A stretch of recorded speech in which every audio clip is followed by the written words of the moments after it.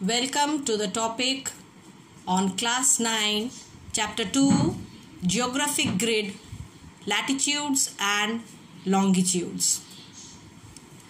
What we are going to study today is about the importance of latitudes and longitudes, what is Earth's grid, how longitudes help us to determine the time, and what is international dateline, etc. Now remember, children, that the Earth is in shape of a sphere.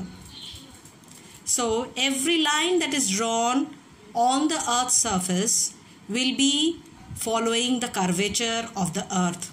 It will be a curved line, not a straight line.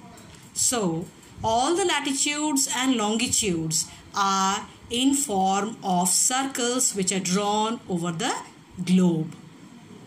So we begin with, what is the Earth's grid? A grid is a series of intersecting or crossing lines used for locating places on a map or a globe. So on the globe we will find there will be a series of vertical lines and a series of horizontal lines. Now the series of vertical lines are the longitudes and the series of horizontal lines are the latitudes. The series of vertical lines are called meridians of longitude and the series of horizontal lines are called parallels of latitude. Remember, children, that each degree of latitude and longitude can be further divided into 60 minutes and each minute further subdivided into 60 seconds. So all these lines on the globe intersecting each other form a network. Now at the place of intersection of these lines, every place on the Earth's surface is located, and that is the way we are able to locate a place precisely on the surface of the Earth. I would just like to give you an example, children. If you look at your atlas and the pages which are given in the last part of the atlas, you will find that there will be a mention of the names of various places in alphabetical order, and beside it you will find the page number mentioned, and beside the page number there will be a mention of the value of latitude and the value of longitude given. So if we refer to these indexes which are given, the references which are given at the intersection of the latitude and longitude, you would surely find the place on the atlas. So this is how a grid helps us to locate places precisely on the map. Now on a spherical globe, it would not be possible to indicate the exact point from which we could begin marking the lines of the grid, as it would lack a precise starting point. Therefore, one series of lines is drawn from the North Pole to the South Pole called the meridians of longitude, while the other series of lines drawn parallel to the equator are called parallels of latitude. This network of meridians and parallels is called Earth's grid. The network of meridians and the parallels is called the Earth's grid. They are present on the Earth's surface. They are called the Earth's grid, and their intersection enables us to locate any point on the Earth with precision. The meridians of longitude and the parallels of latitude are imaginary reference lines adopted on a uniform basis by all countries to avoid confusion. Now, distances from these reference lines are measured in angles and not in linear units. Remember that latitudes and longitudes are measured in angles. They are not measured in linear units, and the reason behind it is that these latitudes and longitudes actually are measured from the center of the Earth with reference to the equator or the prime meridian, and therefore they are measured in form of angles that they subtend at the center of the earth. Now, what is geographic grid? The network of parallels of latitudes and meridians of longitude drawn on the globe or a map is called the geographic grid. Latitudes are east to west lines which are parallel to one another. Meridians are north to south lines. Meridians converge at the two poles. Remember, meridians converge at the two poles. Now, these are some of the examples which are given. How each place is located on the earth's surface, and it is the intersection of a vertical coordinate and a horizontal coordinate that every place on the earth is located. Now, what are latitudes?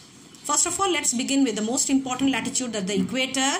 You know, the equator cuts right through the center of the earth and divides the earth into two equal hemispheres, that is the northern hemisphere and the southern hemisphere. So let's begin with the equator. The earth rotates on an imaginary axis, the two ends of which appear as points on the earth's surface and are called the poles of the earth. Remember, there are 90 parallels of latitudes which are present in the northern hemisphere and 90 parallels of latitude which are present in the southern hemisphere. However, the 90-degree north and the 90-degree south latitudes appear as just two dots on the surface of the earth.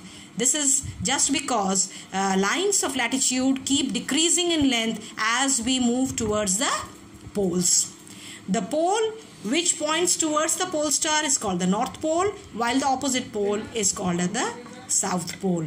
Now, it was before the compass was invented, the Magnus compass was invented, that the pole star actually helped all the navigators to navigate and find out the direction in which the ship was sailing. Now, let's come to the equator. The equator is the imaginary line which lies midway between the two poles. Equator is just midway between the two poles. The plane of the equator intersects the earth axis at right angles. Now, let us look at the concept of latitudes. What is the definition? The latitude of a place, say point A, is the angular distance of the point north or south of the equator measured in degrees. I repeat, latitude of a place, say point A, is the angular distance of a point north and south of the equator measured in degrees. Now, there is an example which has been given. If point A is located 40 degrees to the north of the equator, the latitude of A is expressed as 40 degrees north. If point B is located 60 degrees to the south of the equator, the latitude of B is 60 degrees south, so on and so forth. The equator is taken as 0 degree latitude. Latitudes are measured from 0 degree to 90 degree north and 0 degree to 90 degree south. I repeat again that the 90 degree north and 90 degree south latitudes are just two dots which are present on the surface of the earth. They are the 90 degree north and 90 degree south poles. Now, how do we calculate 1 degree of latitude?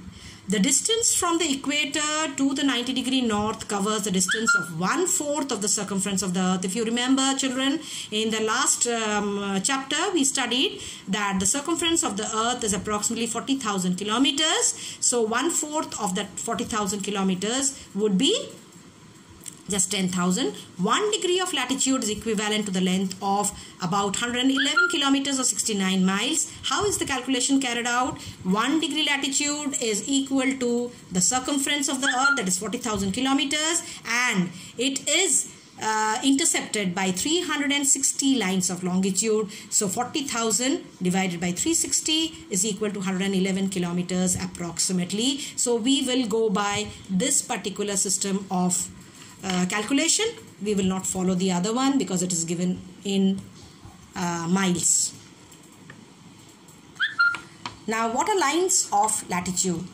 A line of latitude is an imaginary line which joins all places having the same angular distance north or south of the equator.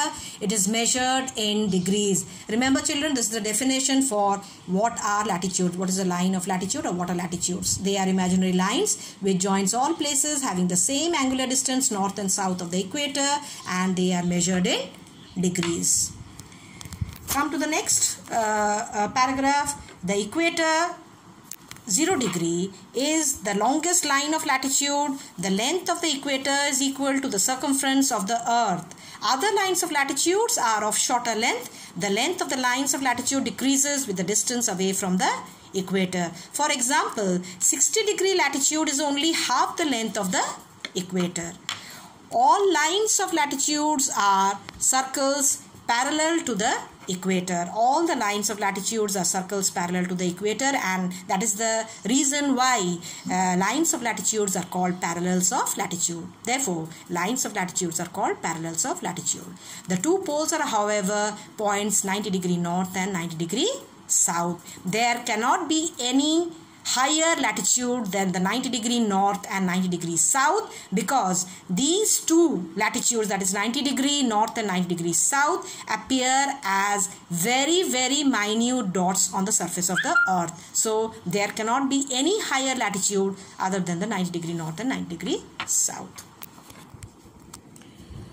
Besides the